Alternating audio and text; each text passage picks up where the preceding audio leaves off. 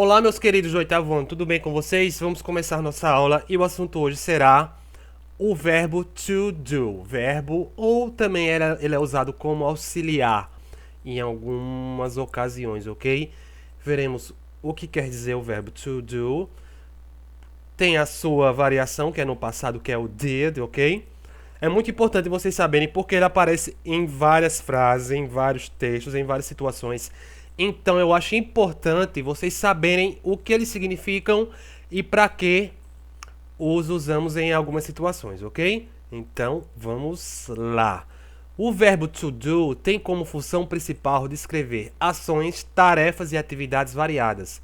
É importante lembrar que ele é usado também para falar sobre atividades sem uma descrição definida, com os termos something, anything and nothing, ok? Something quer dizer alguma coisa.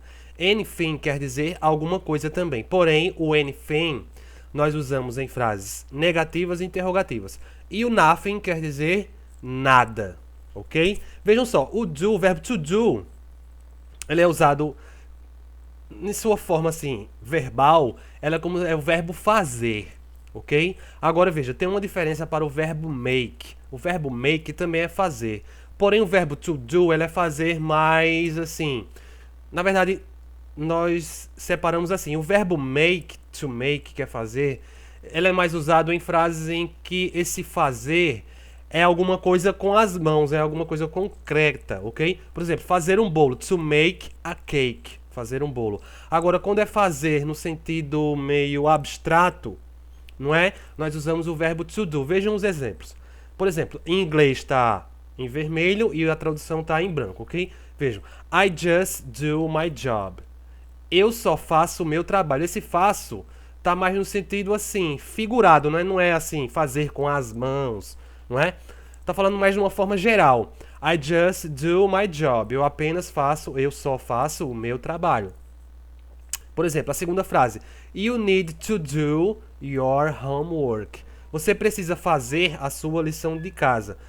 Ah, professor, fazer a lição de casa é com as mãos, porque eu escrevo com as mãos. Ok, mas o que eu quero dizer é que fazer, o verbo make, usando o fazer, é mais assim, alguma coisa preparar, ok?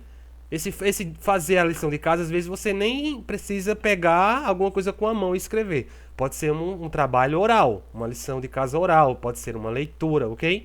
Então é mais o fazer no sentido geral, no sentido assim, geral mesmo, geralzão assim, como a gente fala, ok?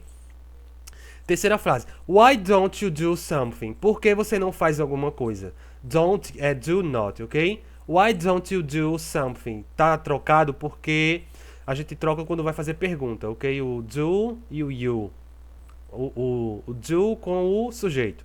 Ok? Então aqui quer dizer, por que você não faz alguma coisa? Esse faz a gente não sabe se é com as mãos, se é com os pés, se essa alguma coisa quer dizer ligar para alguém, ir para algum lugar, entendeu? É de uma forma mais geral.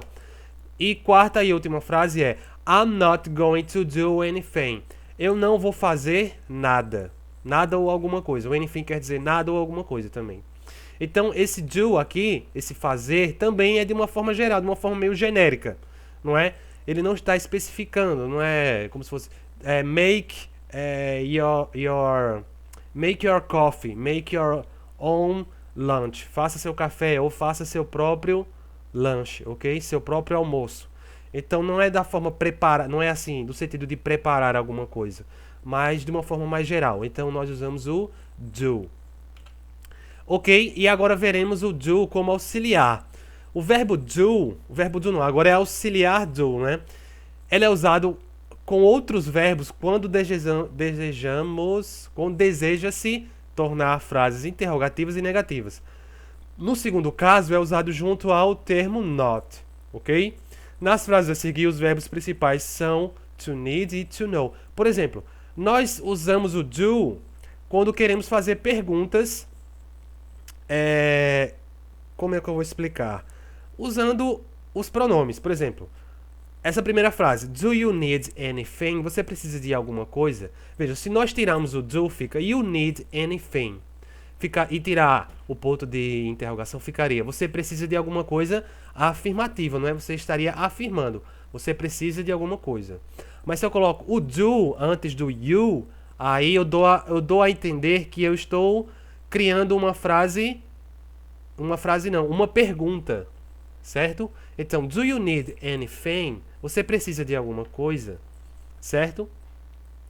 E usamos o do também em frases negativas, junto com not, para indicar uma ação negativa. Por exemplo, we don't need your help. We don't need your help. Por que o professor não fica we not need your help? Porque não. Nós temos que usar o auxiliar do junto com o not. Ou seja, fica do not ou don't. Na forma que está aqui no slide, ok? O don't é a forma contraída do do not, certo? Então, we don't need your help. Nós não precisamos da sua ajuda, certo? E a última frase, I don't know anything about science. Eu não sei nada sobre ciência. Por que não é simplesmente I not know? Por que não? Porque tem que ter o do para indicar essa negativa, ok?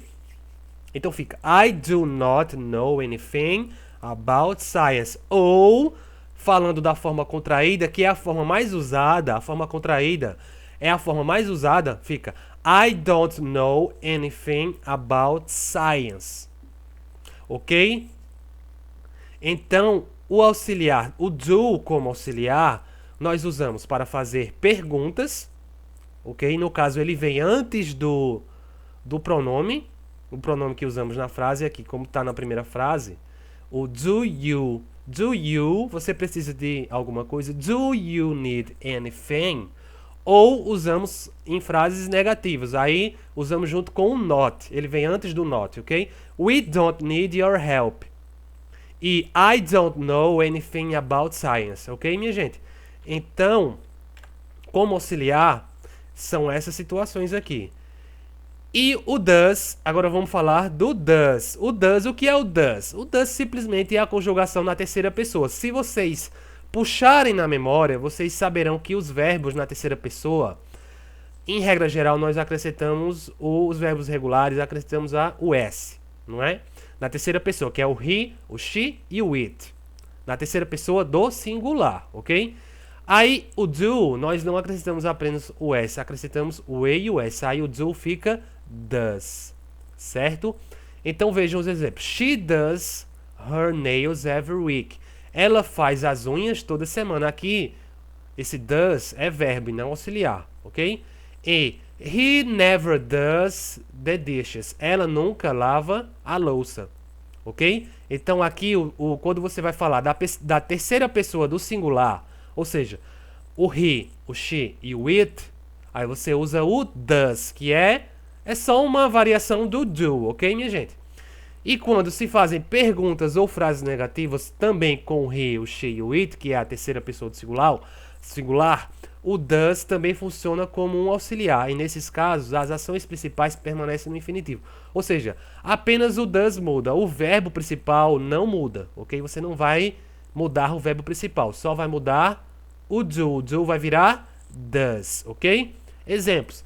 Does she still live in California? Ela ainda mora na Califórnia. Por que does e não do? Usamos does porque como é? A conjugação está na terceira pessoa, não é? Não tem o she, o pronome she, então é a terceira pessoa do singular. Então vira does. O do vira does, ok? E does your cat sleep on your bed? O seu gato dorme na sua cama também. Porque aqui não está it, professor, mas o gato não está na terceira pessoa, não é?